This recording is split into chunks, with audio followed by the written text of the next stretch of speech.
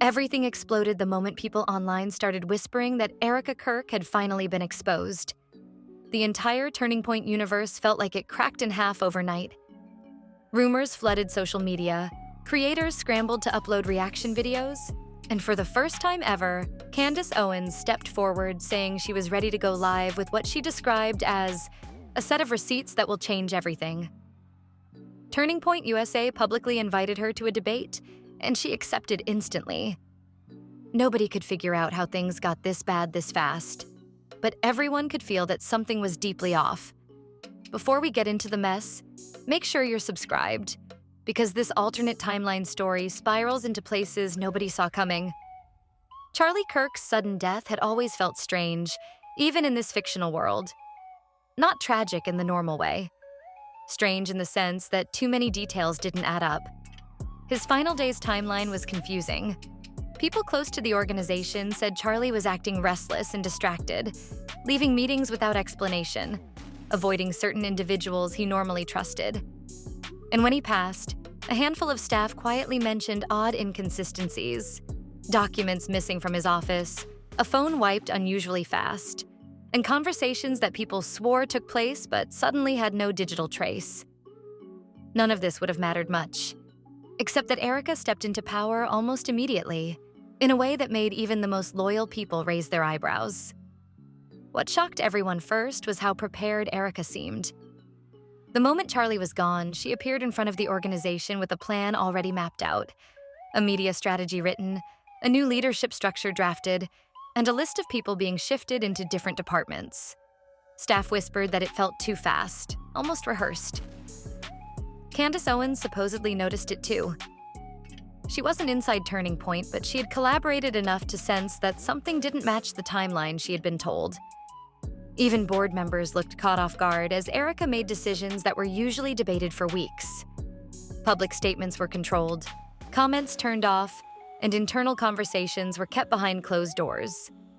Then came the anonymous leak. A folder dropped into the inbox of several commentators. Messages, screenshots, and strange little video clips with no metadata. Everything appeared to contradict Erika's version of events. Some files showed Charlie arguing with someone off-screen. Others showed Erika pacing halls late at night, making phone calls with the kind of urgency you only see when someone is trying to get ahead of a disaster. Candace Owens received her own set of files, and that's when the story really caught fire. Erika's team scrambled. PR advisors were hired, lawyers drafted statements, and inside TPUSA, the atmosphere split clean down the middle. Half the staff backed Erika. The other half thought the leak might be real. Candace didn't hold back. She went online saying she was done staying quiet. She said she had collected statements from people who used to work directly under Charlie, and they all described the same pattern. Quiet concern in the final weeks and a growing distance between Charlie and Erika. Candace began laying out inconsistencies that nobody had noticed before.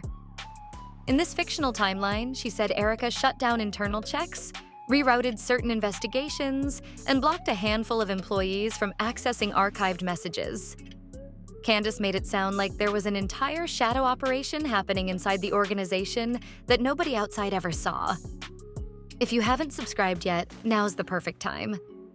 Because everything from here gets stranger. Whistleblowers started speaking out anonymously, claiming they had been pressured to stay silent. One said that servers were wiped during a late-night meeting.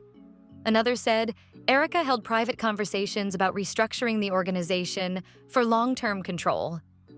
Some insiders said Erika had been planning a takeover long before Charlie's death. Others described secret financial shifts, files quietly disappearing, and a strange atmosphere of fear whenever Erika walked into a room.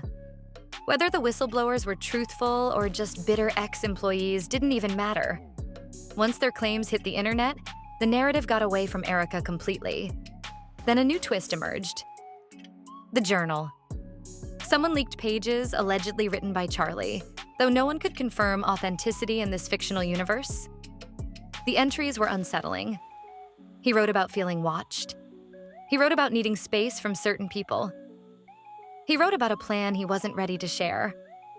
The entries didn't accuse anyone directly, but they painted a picture that made Erika's rise look even stranger. Some viewers thought the journal was fabricated. Others were convinced it was real. Candace hinted that she had access to the full thing and that the public had only seen a fraction of what Charlie wrote. That's when Candace revealed she had built a full evidence package. She announced she would be going live in 1 week with everything: audio files, messages, witness statements, and internal memos that were never meant to leave the organization. Erika's team panicked. They sent out cease and desist letters, tried to discredit Candace publicly, and even contacted multiple platforms to flag her upcoming stream. But the hype was already too strong. Every creator, commentator, and news page in this fictional world was preparing for the biggest digital showdown anyone had ever seen.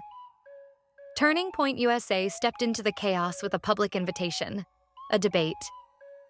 Candace was invited to bring every piece of evidence she claimed to have and present it live with Erika sitting right next to her. Erika reluctantly agreed, likely because backing out would look worse. The internet exploded. People began placing bets on who would crumble first. Both women had massive followings. Both had reputations for fighting back. And both had something to prove. By this point, the narrative had become national news in this alternate timeline. Erika fired back with her own counterattack. She released a statement saying Candace was being manipulated by people who wanted to destroy the organization from the inside. She hinted that Candace had personal motives. She said the leaks were fabricated to trigger a civil war. To support her claim, Erika published her own set of files that painted Candace as obsessed with finding wrongdoing even where none existed. But viewers weren't convinced. The conflicting evidence only made people more suspicious, and the organization descended deeper into chaos. The night before the debate was pure madness. Creators were live streaming predictions. Staff members were supposedly texting each other, saying the atmosphere inside the organization felt like a pressure cooker. Rumors spread about a final document dump that might go public minutes before the debate. Security was hired for the event, and sources said both sides were preparing like they were about to walk into a war. Before we go into the climax, hit the subscribe button if you're enjoying this wild, alternate reality breakdown. The debate was packed. Thousands watched live. Candace walked in calm, holding a folder that looked thick enough to snap in half. Erika arrived with advisors who whispered to her nonstop. The moderator could barely keep the energy in the room under control. The moment it started, Candace launched straight into her points. She described messages she claimed Erika sent the day Charlie died. She laid out inconsistencies in Erika's own statements. She listed former staff members who had come forward with stories about pressure, control, and secrecy. Erika pushed back, saying the evidence was fake, manipulated, or taken out of context.